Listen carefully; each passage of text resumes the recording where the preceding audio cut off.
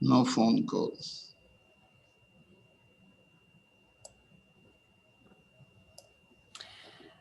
Okay, it's 2:03 and it's time to start. Good afternoon, everyone, and very welcome to this SEPS webinar.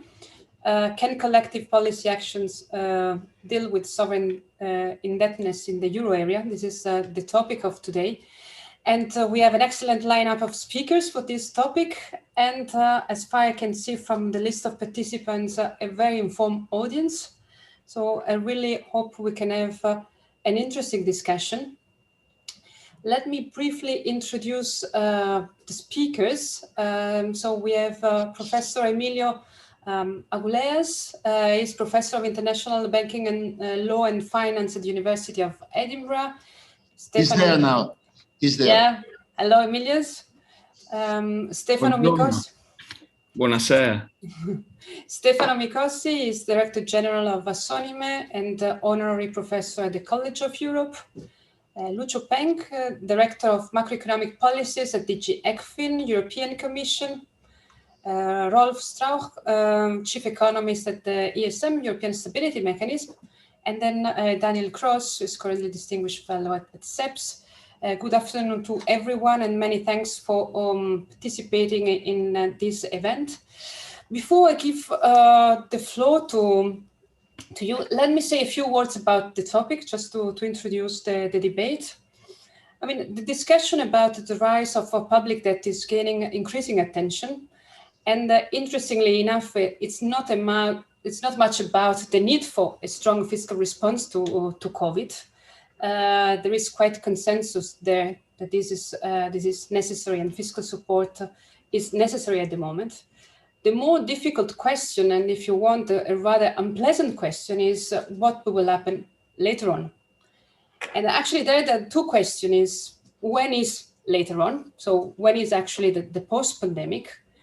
And basically a situation where this sort of state of grace, let's call it like this, whereby governments can continue to issue debt at very low cost, stop. And maybe suddenly for some countries that will appear as an issue. So when this time will come. And the second question is, how are we going to deal with this pile of debt, which is continuously growing? And while both these questions, I think, are relevant at global level, because this kind of discussion is not just an issue for Europe and the euro area, it has a specific connotation in the context of the euro area because of the design of the monetary union. And one question is actually whether this increasing debt requires collective policy actions in order to deal with it.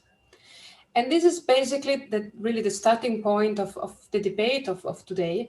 And Stefano Micossi and then Emilios Avgouleas had made forward a proposal on how this could be done.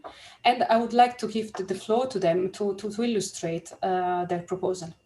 Stefano. Thank you very much. Thank you. I think you put it simply and clearly. There is a very large increase in overall sovereign indebtedness in the euro area. 6 or 7 countries are close to or above now 120% of GDP. And of course, Italy is 160% and Greece is above 200%, although with a relatively low debt burden because of various favorable restructuring. So the question is, what are we going to do with this excess debt? Two answers that we don't think are viable are first, paid back with budgetary restraint. The kind of primary surplus that you may need in some of the countries involved would likely compromise the ability to mend the economic and social scars of the pandemic and might even imperil their sustainability due to low growth. So austerity is not a way out. Preventative debt restructuring, which is an idea dear to many economists, especially, but not only in Germany. It has the unpleasant aspect that it could wreak havoc, not only to the economies of the countries involved, but the financial stability of the entire euro area. Just to recall, just a minute, I pull up the slides, if I manage. Where is it? Yes. If I go to the next slide, how do I move the slide, Cynthia? Help me. Just a page down, just the arrow. And why doesn't it work? Sei in condivisione. You click on the slide and then you can use the arrows. Okay. Yeah. Yes. If you look at this picture, this is the story of Greek debt to GDP after the 2011 restructuring. It is an interesting story. The orange part shows what happened to debt to the private sector in the form of restructured securities, and the overall gray amount shows what happened to the debt after restructuring. And so Greece is an interesting example, not only because restructuring produced much higher debt to GDP, but also because it spread contagion to all the other economies of the euro area. You can see that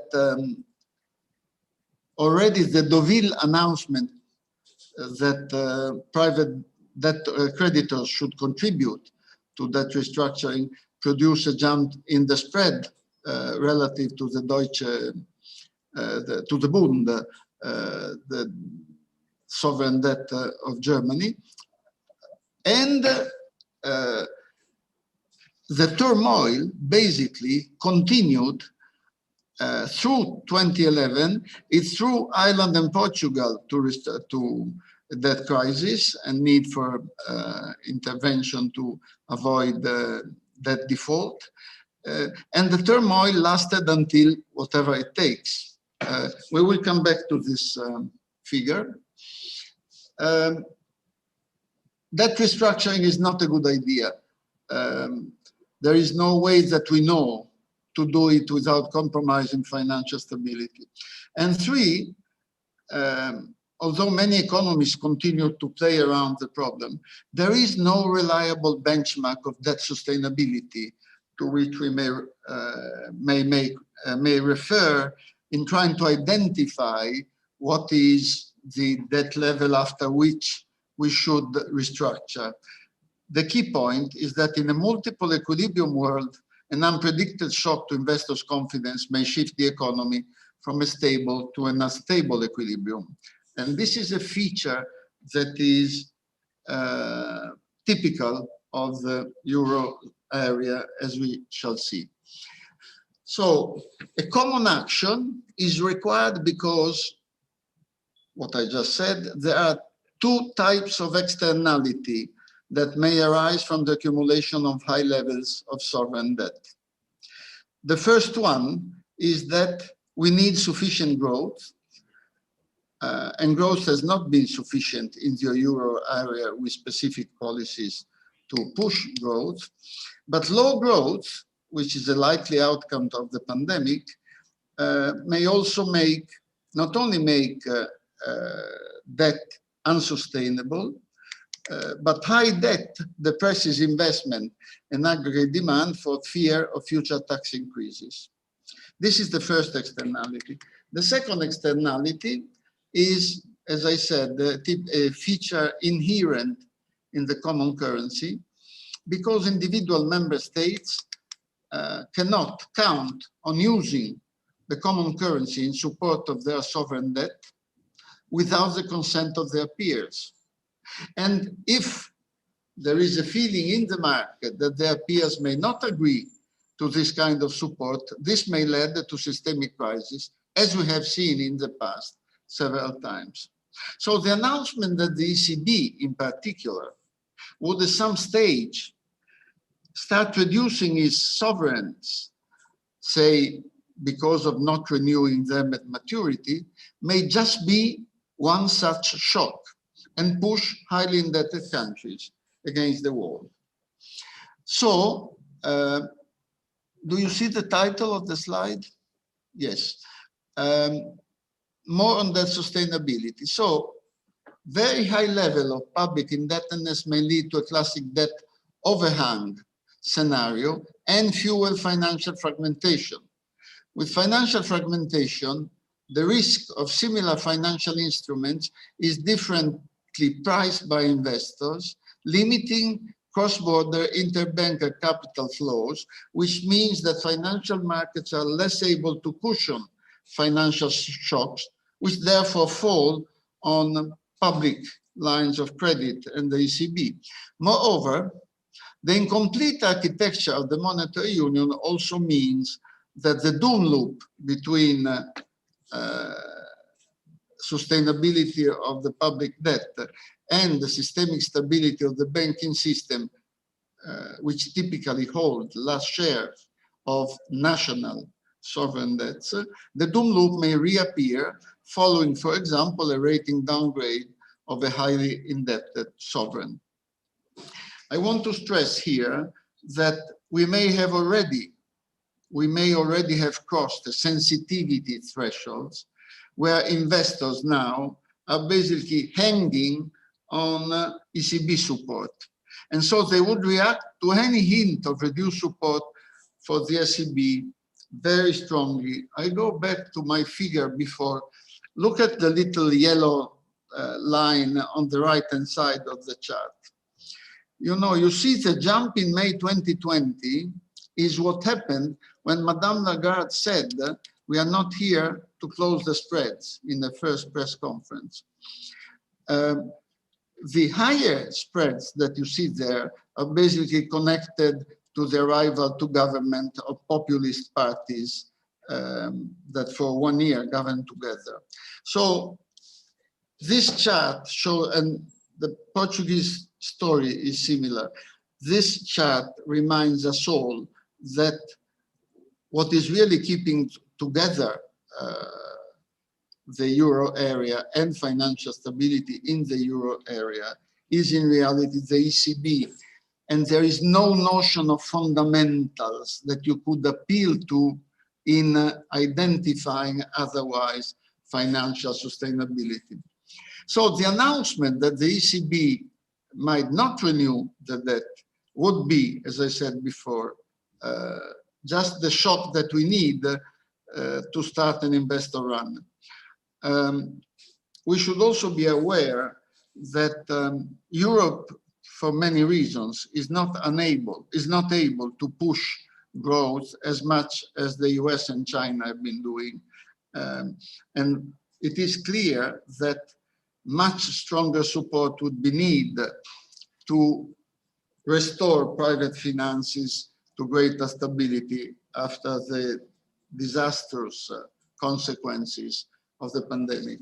So our proposal is rather simple. We say, you know, at some stage, expansionary monetary policy will no longer be needed or will not be easy to justify. And at that point, the ECB will have to get out of the markets. And the big issue remains whether or not at this stage they will let the sovereigns in their belly expire.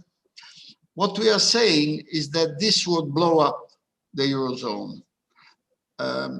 So we propose that these sovereigns that have been bought following the pandemic, and maybe to an extent also those purchased to support the depressed economy, would be bought by the ESM under a new credit facility set up under Article 14 and the new Annex 3 of the revised ESM treaty. This would be an example, a case of precautionary financial assistance granted simultaneously to all the euro area members. The program would develop over a number of years at a stable pace, but we can imagine that in period in which the central bank needed to unload its securities to tighten monetary policy, that the ESM could speed up its purchases. In order to finance these purchases, the ESM would issue its own liabilities, which would be guaranteed by its sovereign portfolio, its large capital, and the backup of its member states, and thus be highly safe. In normal, this of course would preserve the AAA rating of the ESM. In normal circumstances, we can also expect that net earnings on this portfolio of securities acquired by the ESM, net earnings would be positive. Even with these large negative rates in some countries, the overall balance sheet of the ECB does not show any losses because of this, although it doesn't either show any gains. But once negative rates in Germany and other countries goes away in more normal circumstances, there will be no problem because the rating of the ESM liabilities would always be higher than the rating of national sovereigns. These liabilities issued by the ESM would offer the basis for the development of a large, deep and liquid market for European safe asset. Participation, of course, in the scheme would be voluntary, would have, of course, to be decided by agreement by all euro area member states, and agreement seems to us likely since all countries would have a stake in the resulting improvement in the euro area financial stability and resilience. So here I leave the floor to my colleague Emilios, who will discuss more in depth the legal architecture of our scheme. Thank you for the invitation, Cynthia, and thank you, Stefano. I cannot move the slides, so okay, you're going to do it, Cynthia. I do it. Just to say, in terms of how useful a scheme like this would be in terms of interest rate stabilization, especially upward stabilization, just look at the situation in Germany. In the chart, the entry in the chart by Leander Holweg. Now, if we look at the consolidated treaty for the ESM, the principle is reflecting also the fact that the ESM is not a firefighter always acting ex post, but it was conceived as a crisis prevention and not just a crisis management instrument. So the ESM, the general principles of ESM financial assistance is preservation of financial stability in the euro area as a whole and of its member states, as simple as that. Subject to state conditionality, but the state conditionality doesn't necessarily mean macroeconomic adjustment. It could also mean continuous respect with pre-established eligibility conditions. And as we will see, these include economic policy, agreed economic policy actions. So the stability support may be granted through all the instruments between Article 14, I should say here, redrafted, reconstituted Article 14 to reconstituted Article 18. Next slide, please, Cynthia. So under the precautionary financial assistance facility, the ESM can offer financial assistance on the basis of sound economic fundamentals in a member or members which would be affected by an adverse shock beyond their control. That, I think, the pandemic is the perfect fit for that qualification, an adverse shock beyond their control. And there are two facilities, the precautionary condition credit line and the enhanced conditions credit line. If you do not fulfill the eligibility criteria for the precautionary condition credit line, there is going to be, and the eligibility criteria stated in the new Annex 3 of the amended treaty, there is going to be a memorandum of understanding detailing policy actions. Next slide, please, Cynthia. So the eligibility criteria are both qualitative and quantitative, and the qualitative are, of course, compliance with the Stability Pact, and concrete actions taken towards debt reduction in the past 3 years. Most countries will not qualify. The quantitative,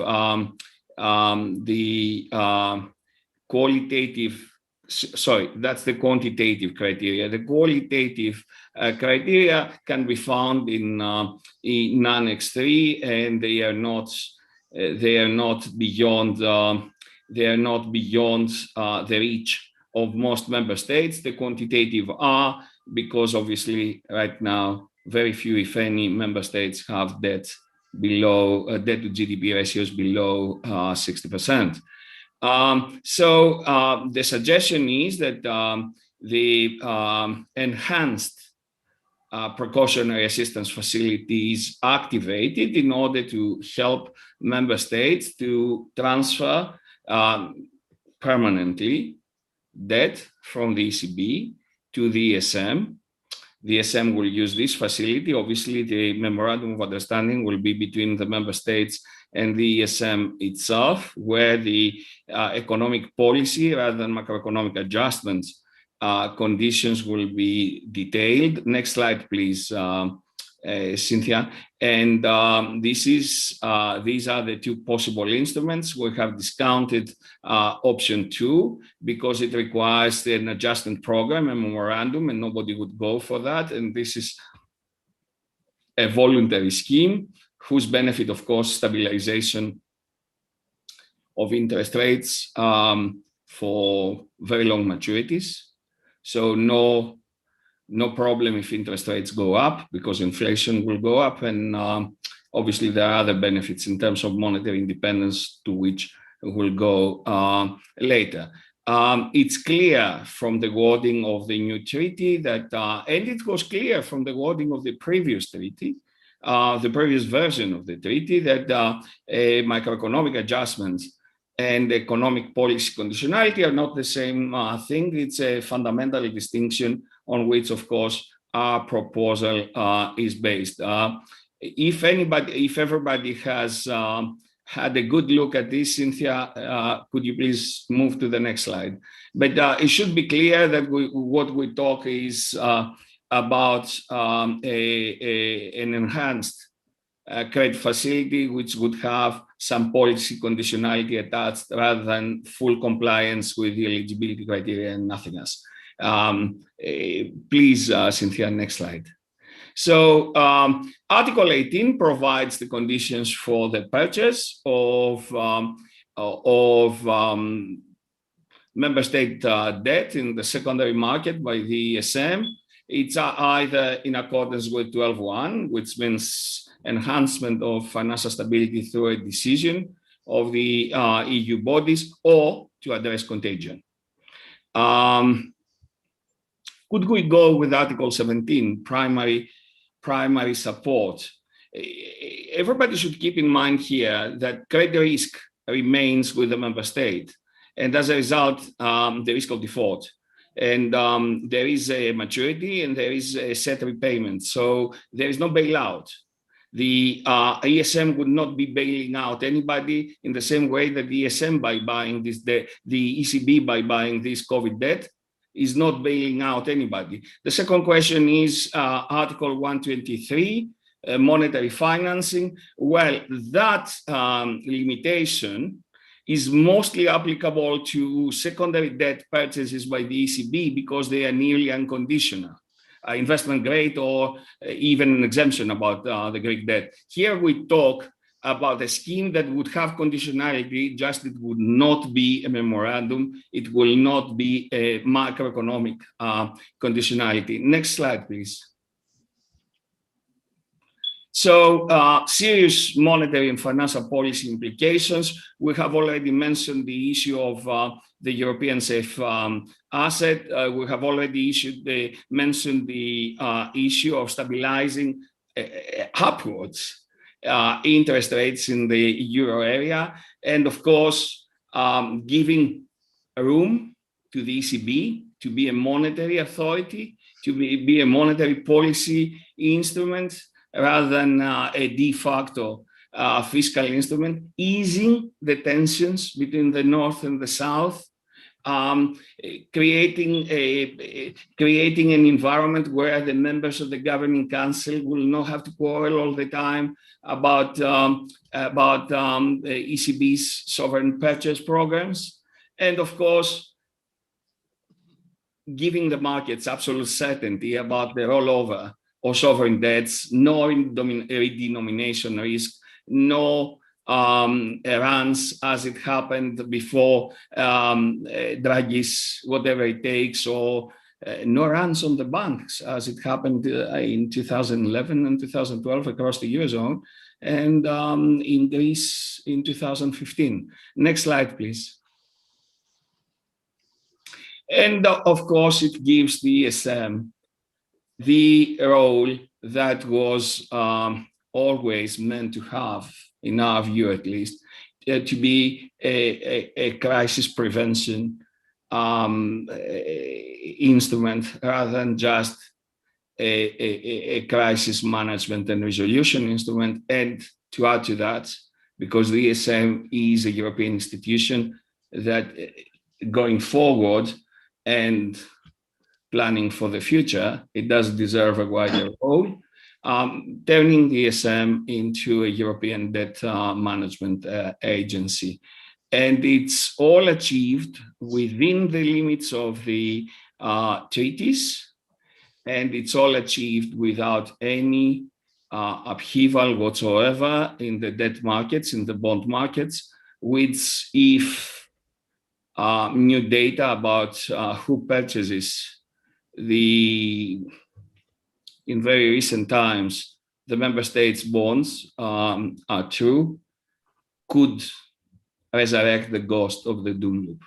Thank you. Thanks very much, Stefano and Emilios, for this very clear explanation of your proposal. Of course, there are many different dimensions of fiscal policy, monetary policy, institutional setting, legal dimensions. I think a number of these aspects will be discussed by the other panelists. I would like to give the floor to Lucio Peng to share his views on this proposal. Many thanks. Do you hear me? Yes, very well. Yes, I will structure my, first of all, thank you for having invited me to this interesting opportunity to discuss an interesting and provocative paper. I will structure my comments as follow.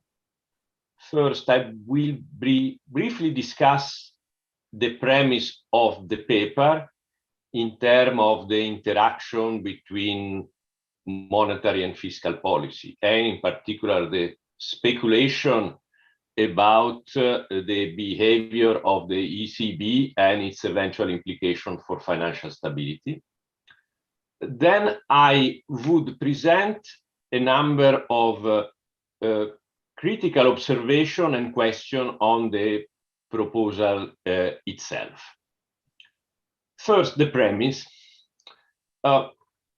The impetus of the paper comes from the eventual implication of the reduction of holding of sovereign debt by the European system of central bank. That at least it is my understanding of what drives the proposal. The ECB will, hopefully we should say, at some stage have to reduce its sovereign portfolio, whether through net sale or to begin with, the end of their investment policy. Still, forward guidance suggests that it is still way ahead, and moreover, that policy rates will be used first by the ECB when there is a need to tighten. Incidentally, we are aware that changes in policy rate will also have an impact on sovereign financing condition, although arguably less dramatic and significant than cuts in sovereign holding. Now, the paper seems to argue that the reduction of the ECB portfolio will inevitably be a major source of financial instability. I would raise some question about the inevitability of this chain of events. We know that accident may happen, as illustrated, for example, by the so-called taper tantrum in the US. Still, one would expect the ECB to proceed very cautiously.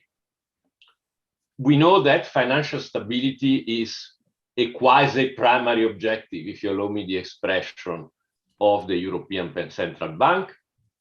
If cuts in sovereign holding trigger or seem to trigger major bouts of instability, the ECB could, and I think would, stop them and wait for better times, while still having the option of tightening via its base rate.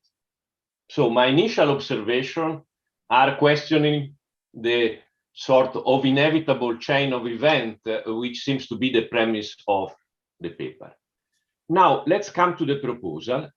And my observation, again, are structured as follows. I will have some institutional, legal, and financial objection. Then an observation about the background of this proposal compared to others that we've seen over time. And finally, I will conclude what I would call a bit of a nagging question on my part. So, the institutional legal objection, I will go briefly through them, is not really my field, and then Rolf, who comes after me, I think is better placed to deal with the ins and out of the complex setup of the ESM. Still, one is tempted to conclude that the proposal would effectively put an end to the function of, say, lender of last resort for European member states for which the ESM was conceived. And perhaps the author are fully aware and in favor of that. Still, this may raise a potential issue of circumvention of the treaty. Then, very briefly, some further legal remark before coming to, I think, a financial consideration that seems more decisive, at least for my from my point of view. It may be difficult, given the horizontal nature of the proposed scheme, to subsume it under the secondary market support facility, if this is what is meant in the proposal. I have to confess that some of the legal institutional aspects are not fully clear to me. Perhaps legally more established is that it would not be possible legally to impose on the European system of central bank the sale of its holding of sovereign debt. Moreover, if I understand correctly a critical passage of the paper, with the European system of central bank still retaining the default risk. But let me go to what I regard the more decisive, the decisive proposal. My understanding is that secondary market purchase operation of sovereign debt for the envisaged amount would hit against the ceiling represented by the 500 billion maximum lending capacity of the ESM. But again, Rolf can confirm or not this point. I believe, however, even if one leave aside for the moment the issue of the maximum lending capacity, we should be looking behind that, namely the issue of whether realistically the ESM would be able to carry out the envisaged operation. The current capital of the ESM consists of only about 80 billion of paid-in capital, against more than 600 billion of callable capital. And I'm not alone in this, find it difficult to think that this structure could support the proposed purchase of sovereign debt held by the European System Central Bank. We are speaking of 3-4 trillion of euro, without a deterioration of the credit rating and the borrowing condition of the ESM. Or alternatively, an increase in the paid-in and or total capital, approximately maintaining the current leverage ratio. In other words, there is a good reason for the over-collateralization of the ESM. The paid-in capital is relatively small. The other callable capital consists of calls on which market may have doubt, especially at the moment when may be needed. This is, I would say, my principal objection or question that I have about this scheme. Then allow me an observation. This proposal is not the first to deal with the possible transformation of the ESM.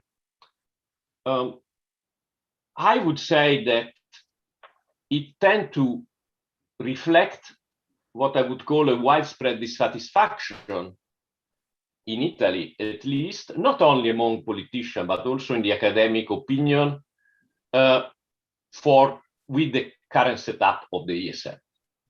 I think the best characterization of this dissatisfaction is to be found in a paper, also a proposal for the transformation of the ESM, by Dosi, Minenna, Roventini, and Violi, where it is said, I quote, "In return for its larger contribution to the ESM capital, Germany controls the decision of the mechanism through the veto right. Conversely, Italy, which has disbursed some 14 billion, holds a veto right which is basically useless and doesn't even have a guarantee of help in an adverse scenario." Now, I think I borrow from my friend Daniel Gross and also my friend Victor Gaspar a simplified model of the working of the euro area, whereby any possible reform has to be, let's say, assessed against the interest represented by, between quote, Germany and Italy. I find it a useful simplification. Now, assuming that the proposal adequately reflects an appreciation of the, say, genuine interest of Italy as representative, to be clear, of a certain part of the Eurozone, how attractive that could be from the point of view of, again, Germany is represented as another part of the Eurozone. Well, I think it is a legitimate question. I note that the proposal in the paper that I just quoted did envisage the ESM to gradually become the guarantor of the public debt of the EMU member state, but it did so against the provision that the riskiest country would pay to the ESM the corresponding market price of this guarantee. So actually, a proposal implying the paying of a price of guarantee would be more agreeable from the point of view, say, of the shareholder of the ESM, or if you wish, Germany, than the proposal that we are discussing now. Since guarantee, unlike purchasing, would not add to ESM issuance, and the premium would be cash positive for the ESM unless and until the guarantee is called. If the problem that we are dealing with is one of rollover crisis hitting high debt but solvent member state, there are also proposals which would have a simpler architecture, such as one by Viriala in the same year, 2018, of giving the ESM access to the ECB liquidity to finance precautionary financial assistance. I come to the conclusion and my nagging question.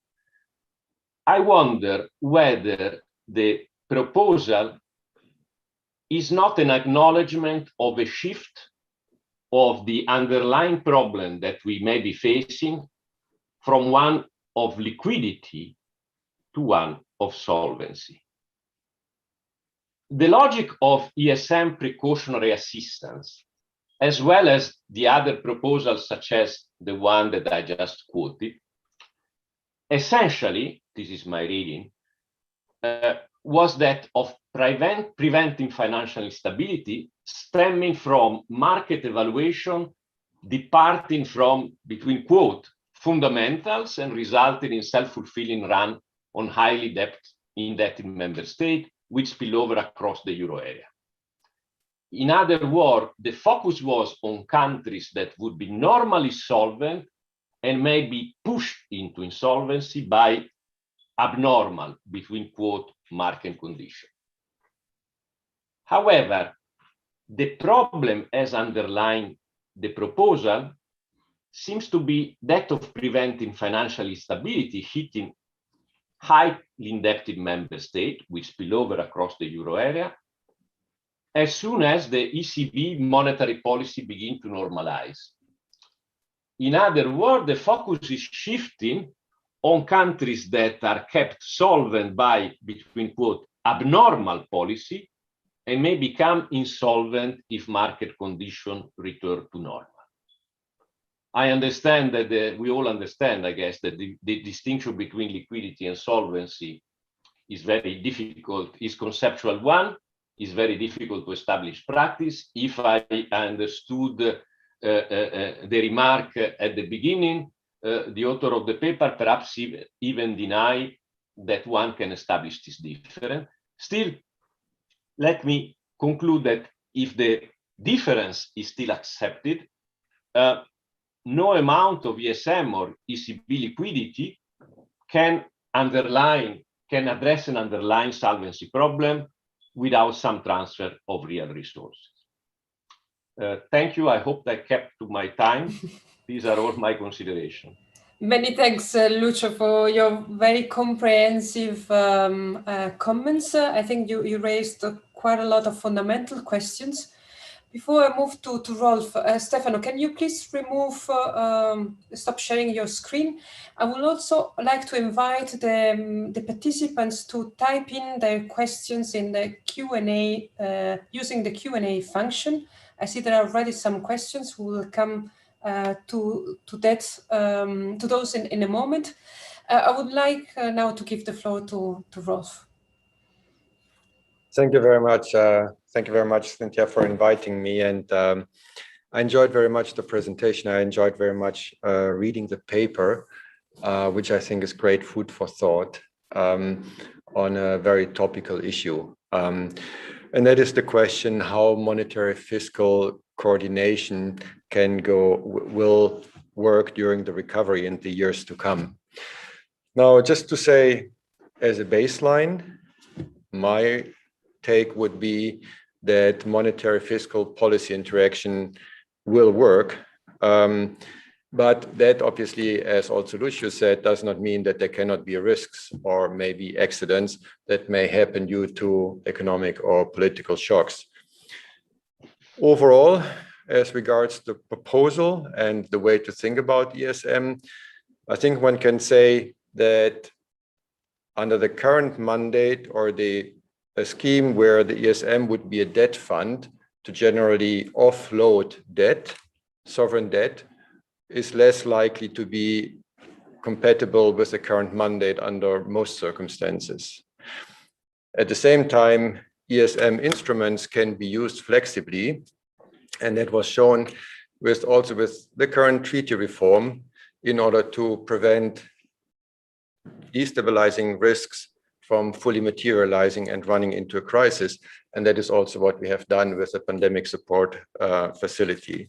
Let me substantiate that point with a couple of considerations that largely also follow some of the aspects that Lucio meant and say what it means. So first, let me start with the economic argument. Again, the key issue is monetary fiscal policy interaction. And the question is how likely or under what circumstances may it become relevant and necessary for other institutions to step in, for ESM to step in order to prevent a crisis from materializing. And here I largely agree with what Lucio said, that, well, currently those bonds are purchased under the monetary policy mandate. Forward-looking, those bonds can also be kept on the ECB balance sheet under a monetary policy mandate, as long as this is thought to be appropriate. So my take would be is that if in a general situation where inflation in member states moves in sync, is correlated, or where the financial market impact of ending purchases is largely symmetric, the ECB would have the possibilities to react with a common instrument, which could be interest rates, which could be keeping the bond portfolio management, or maybe even with a very in a very restricted sense, also the issuance of own instruments of short maturity. So if this is the case, then actually there is not necessarily the need to actually sell off the portfolio. And from that perspective, also less of a need for ESM to come in.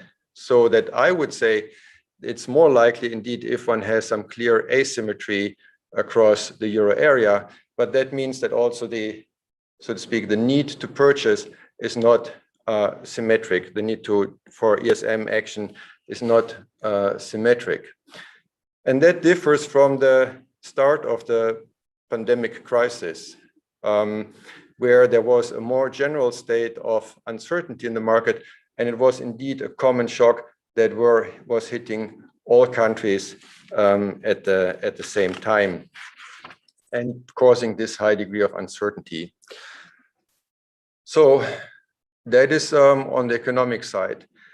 What does it mean then on the legal side, and the question whether such a facility or as proposed could actually fall under the mandate of the ESM? And here it's clear that our primary mandate is to safeguard financial stability, as was actually shown on the screen, of the euro area and its member states. And that means that the closer we are to an intervention that actually addresses the specific financial stability risks, rather than providing general support, and the clearer the contractual relationship with the member state, the clearer is also that this is something that we can do under our current mandate. And from that perspective, giving general support to all countries, I think would appear more questionable than indeed specific country intervention, which however would also mean under contractual relationship that it would create a liability for the country in case that there would be a loss. That is part of the picture. And it would fall into the general lending relationship that you would have. And then we can turn to the third aspect, which is the financial aspect. And you have a very similar question like the one that Lucio raised, I do not fully understand how risks can stay with the member state when we purchase, so to speak, the bonds and have that liability on our balance sheet. If that were possible and we would actually not incur any additional risk, that would be a great solution. It would at least solve a number of problems, but I just don't see it, and happy to hear the explanation. If it is not possible, then, however, there are again implications on capital. I mean, our own analysis is that even in a situation where there would be a proportional purchase of bonds, in order to preserve our lending capacity and in order to preserve our rating, we do need additional capital. Even in the case of a proportional purchase of bonds, if we move to a scheme, as I explained before, which is economically in a way more likely, that we purchase bonds selectively, and that, so to speak, deteriorates the credit rating or the credit worthiness of the portfolio, the more it deteriorates, the more additional capital we would require in order to preserve the rating. And from that perspective, my thinking is, unless we find this de-risking of the portfolio that was mentioned by Emilios, the proposal is likely to cause more capital costs than is implied by the paper.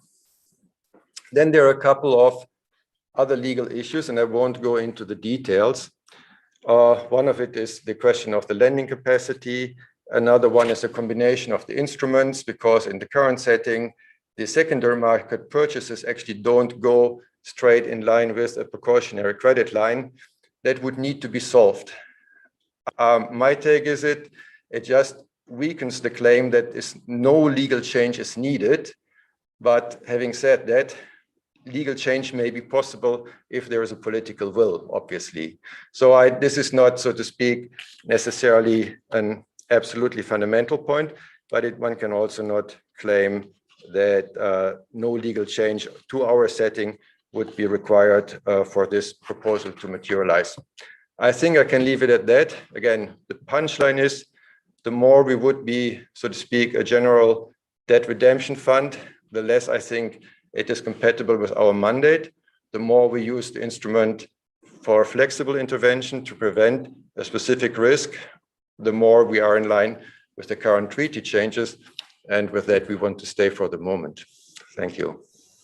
Thanks very much, Rolf. So a few additional questions for the authors. I would like now to give the floor to Daniel for some additional comments.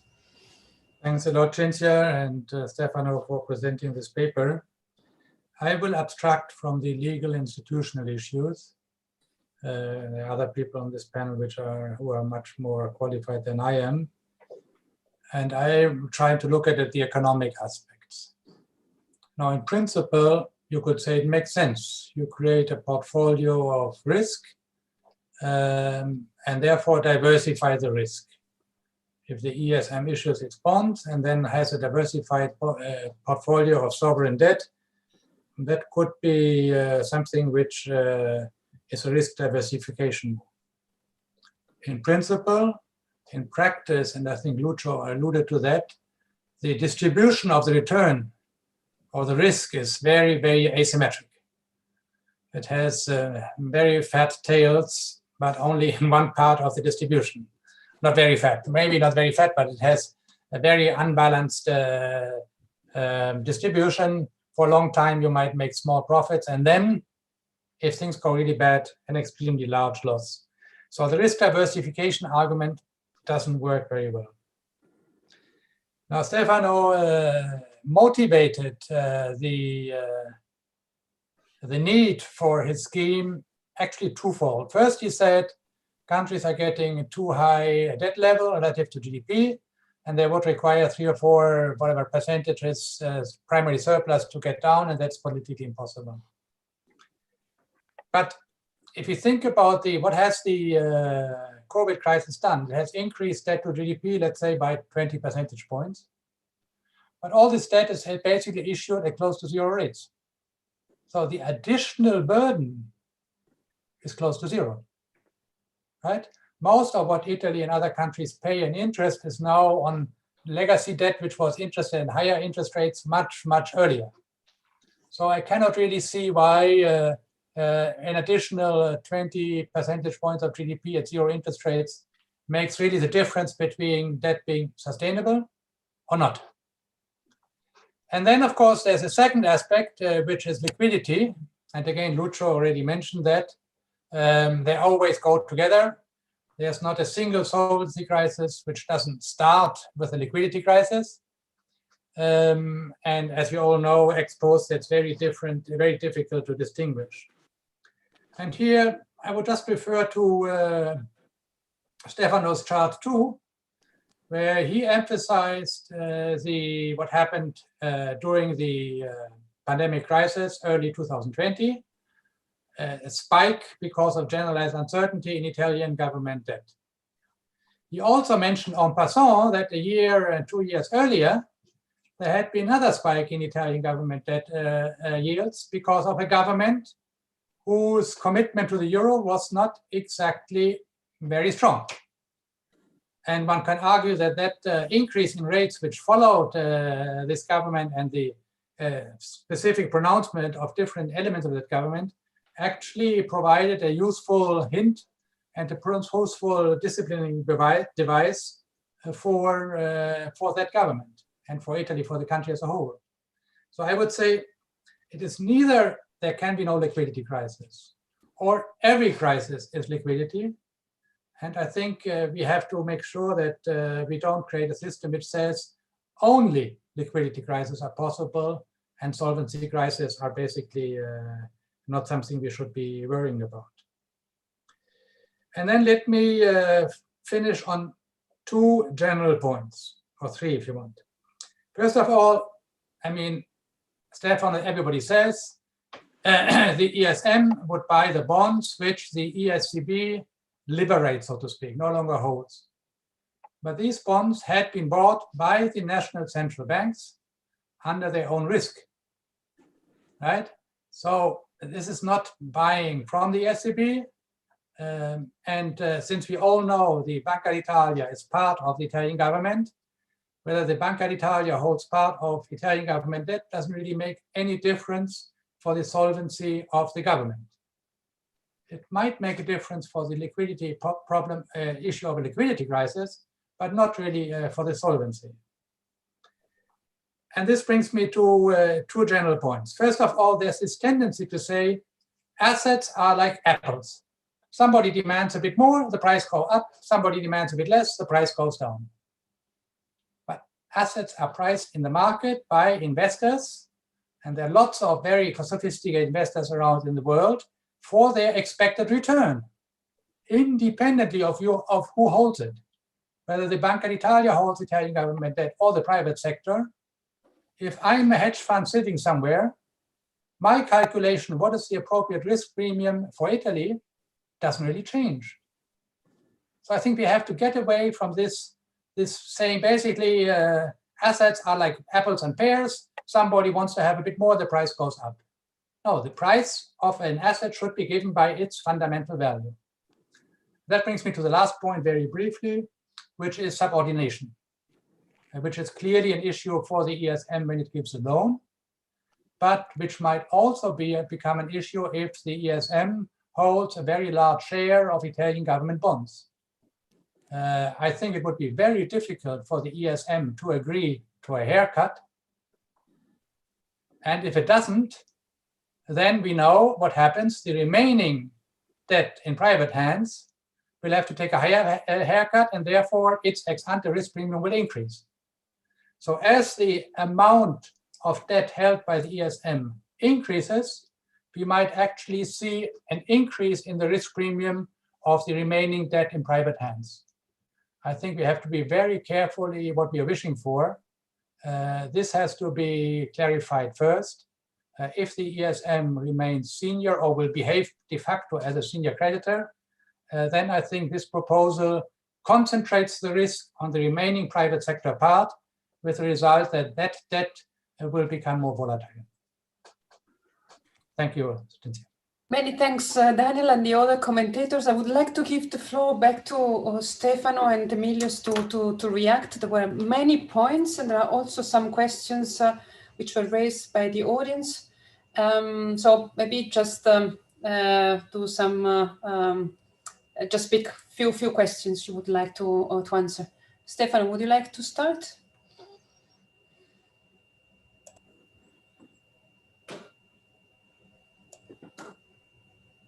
Found it. Here I am. Yes, well, first of all, thank to everybody for these comments. They are important, and we need to reflect on many of them. Of course, I found it a little bit curious that Lucio decided that the paper by Ninena and another colleague that I strongly disliked is a typical symptoms of an Italian approach to this problem, probably shared by the authors. This I found a bit curious as an approach, but leaving this aside, I think our basic point should be reiterated. Is it there a fundamental problem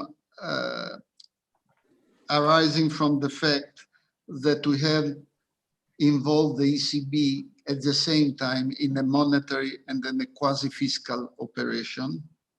What we are trying to do is to separate the monetary from the quasi-fiscal. We also maintain that the quasi-fiscal issue will be much longer in time, will have a longer time horizon than the monetary policy problem. And we argue that under present rules and the constraints placed by the European Court of Justice on what is monetary policy, a time will come when the ECB will no longer, under its mandate, be able to manage the quasi-fiscal problem. So the question that all of us have to answer is whether there is a financial stability question arising from the fact that the ECB will have to get out of the picture at some stage, and a very large share of sovereign debts may be thrown back into the market at a time and under conditions completely unrelated with the need of the economy. So this is our argument that we need collective action. I very much appreciate the approach by Rolf, because he drew a neat line between financial stability support and debt management agency. I agree, and the latter would require a change in the Treaty on the Functioning of the European Union. But we have concentrated in this paper on what can be done without affecting the treaty, and what can be done, in our view, is to strengthen the ESM ability to manage financial stability and add resilience to the euro area. So I think this is the fundamental question we are trying to raise. I will leave some institutional aspects to Emilios, but something must be said. First, we don't think the ESM would need subordination, and actually we don't think that this obsession with building a system that can handle insolvency by one member state has been a useful approach as we move forward. Of course, it reflects deep mistrust between the member states at the beginning and during. But of course, after the pandemic, the picture has changed. We have decided that the European Commission will issue debt up to 750 billion. And basically this is, legal experts understand, under joint and several guarantee, okay? This is already there. And what we are saying is that what we have thrown in the belly of the ECB raises similar problem once we cannot hide behind the requirements of monetary policy the fact that we have to manage this debt. What we have in mind here is that debt in the market can be usefully reduced by putting it in some institutions, and that this will make investors less jittery. Is this an answer? Daniel says, no matter where the sovereigns are, the market will always evaluate their full amount. Possibly true. It is a serious question. On the other hand, we have studies that show that it is the amount of debt in the hands of investors that determines their fear for future taxation. What we are trying to do is move this debt in another place without changing its risk distribution. Is it legally feasible? A good question by Rolf. What we are doing is basically we are trying to maintain present arrangements, except that the debt risk-free is held somewhere else. So if the Bank of Italy today maintains that its gold holdings are there to pay the first guarantee against the risk of default, we say this guarantee should be maintained only of the sovereigns in the hand of the ECB. I think I will stop here. Many thanks, Stefano. Emilios, I have to warn everyone that we are entering into the last minutes of the events. So, Emilios, of course, you're right to respond. Maybe you can pick up on one question in the Q&A where you already specified you would like to answer. Can you please unmute yourself? I'll try to be brief, starting from the end.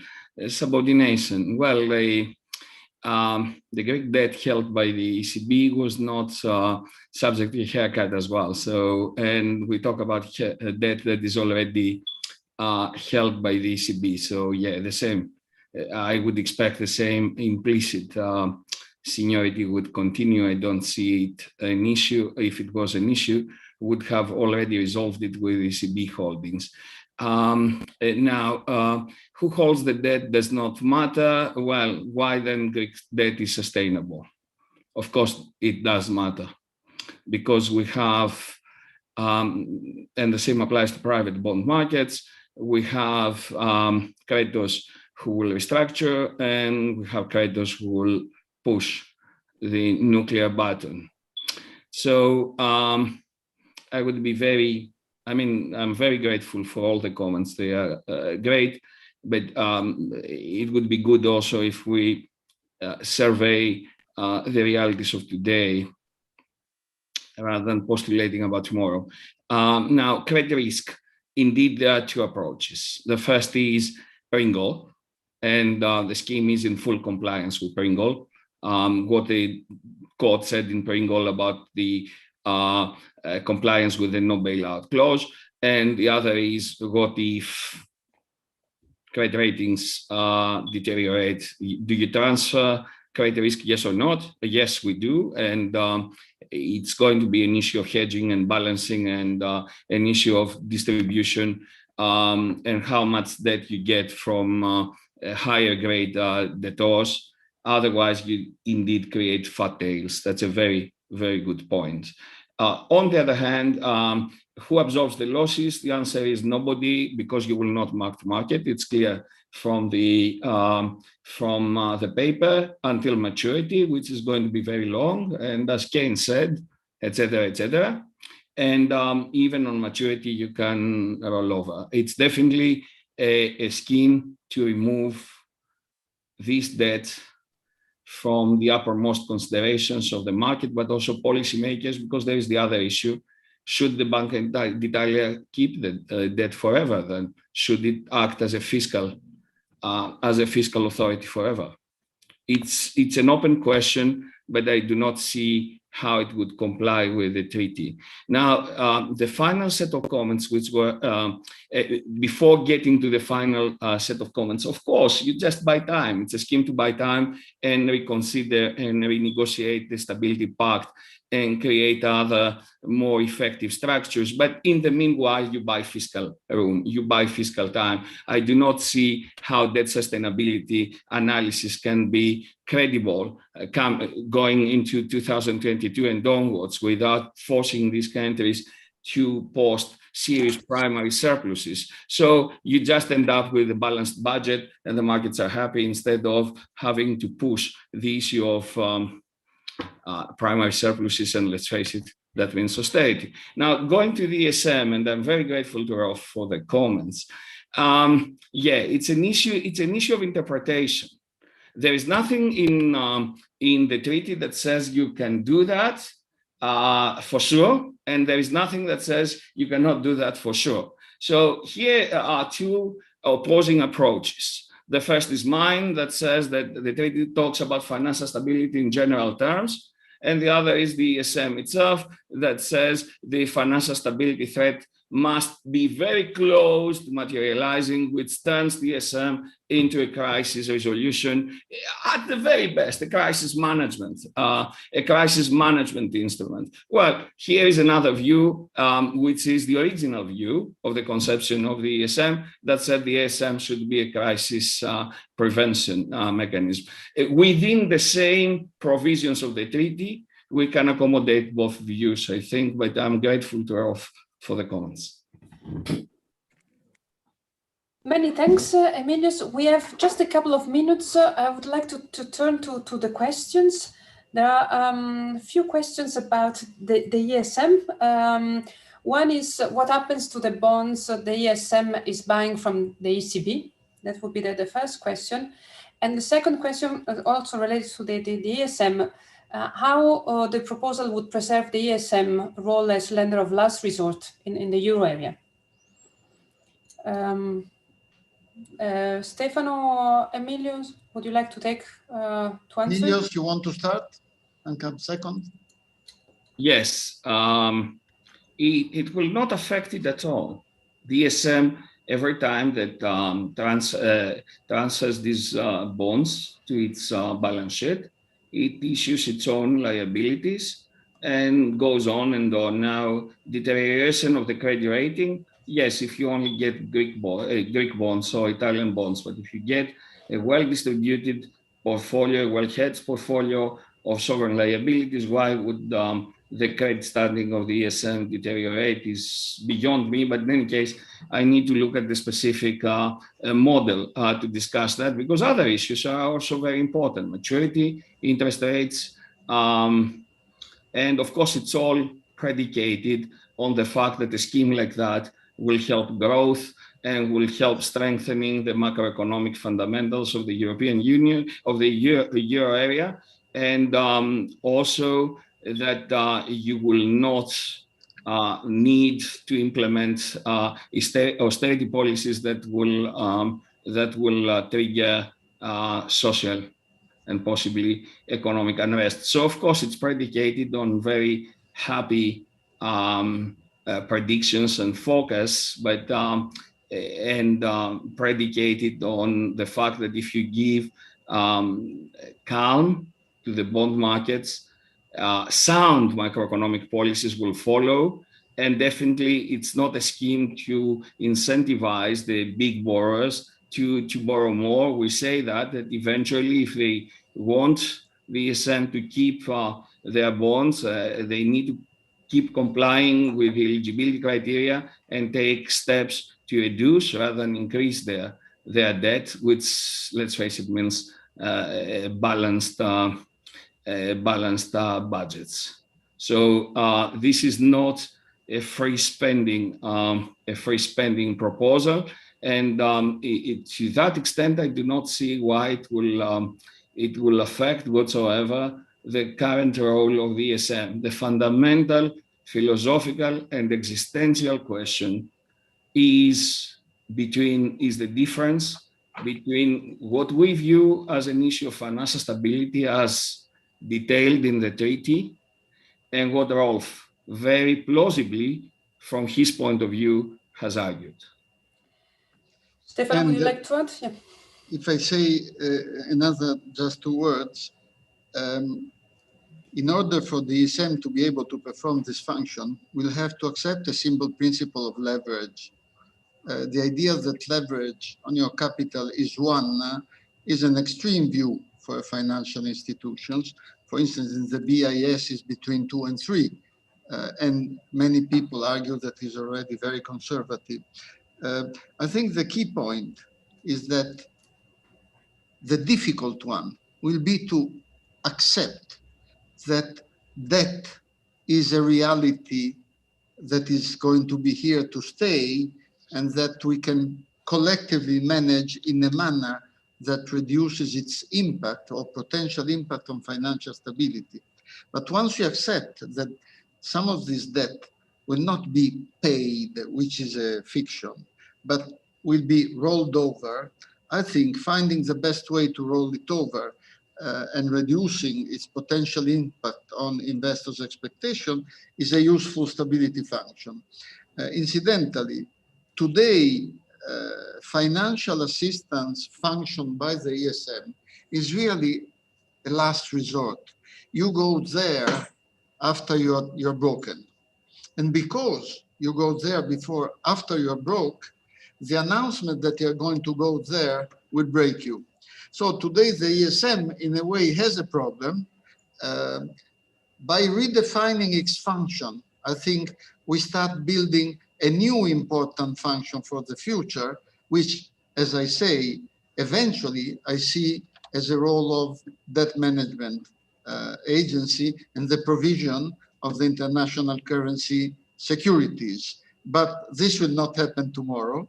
And I found very, very interesting and stimulating the idea raised by Rolf that for the time being, we should be very clear and concentrate on the financial stability benefits.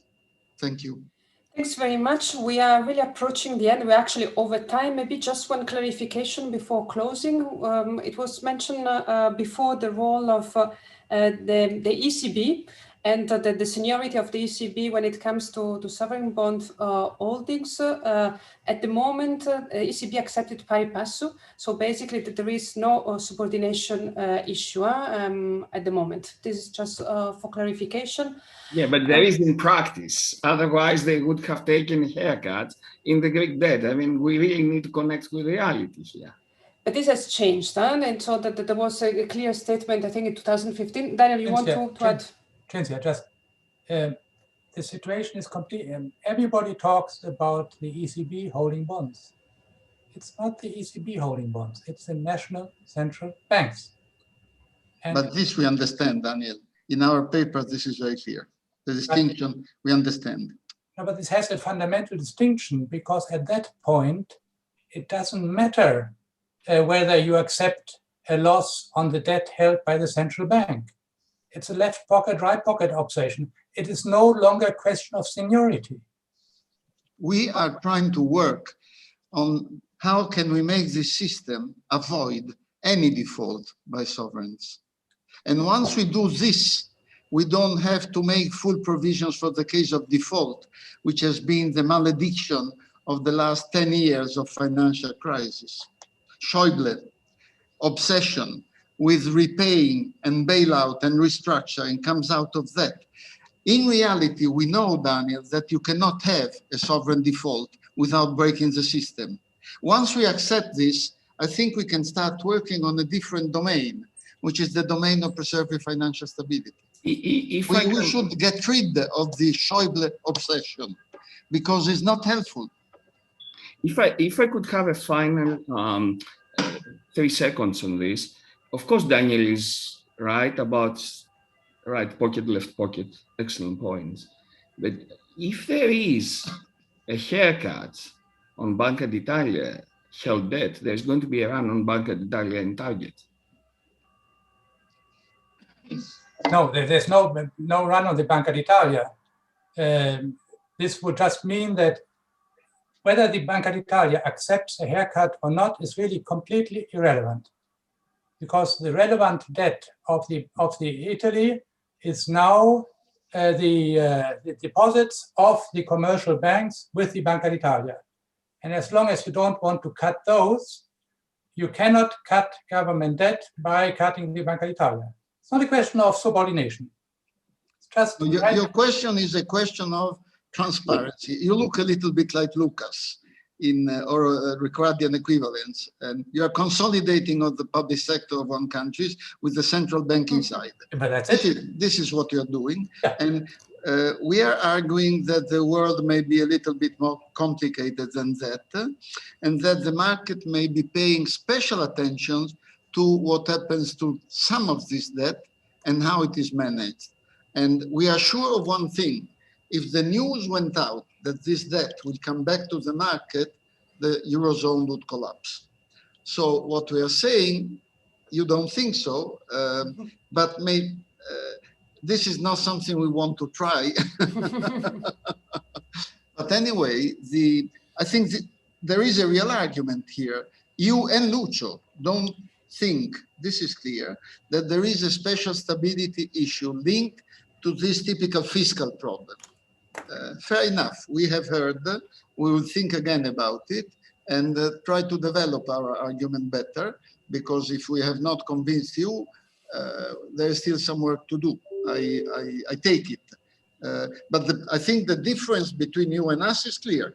We think some debt is special in this stage, and we want to keep it out of the market. Okay, thanks very much. It's clear that views are different, and I think we could go on for much longer, but we went already over time, so it's time to close. Many thanks to the speakers for the very exciting conversation. And I guess this will not be the last webinar on this topic. We will have certainly many more. Many thanks to all, also to the participants, and have a good afternoon. Bye. Thank you, chaps, very much.